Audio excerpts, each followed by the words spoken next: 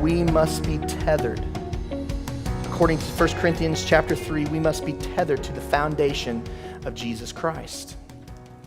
A church that is not moored on the Word of God and built upon the foundation of Christ alone will fall victim to this. A church is not to be tethered to the culture. Listen, we're going to have our own culture because we're Dentonites, we're Texans, right? We're going to exude a culture here because of where we live. But if our culture goes against the Word of God,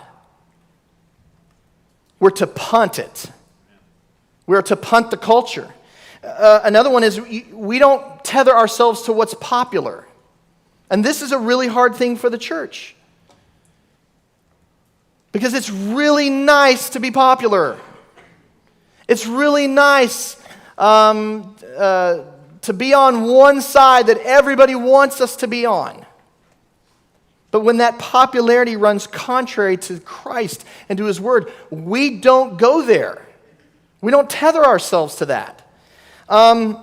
We don't tether ourselves to political parties. Church, we're all going to see things a little different. You're going to have a political priority that's maybe different than my political priorities.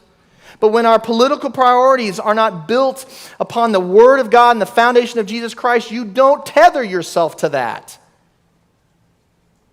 Because that's just tethering yourself to men.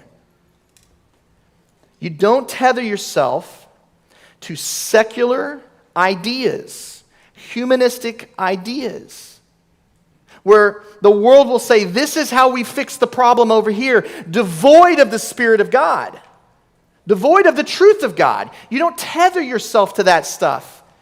Because one, it never works. And number two, it only glorifies man. Church, that's why this is important.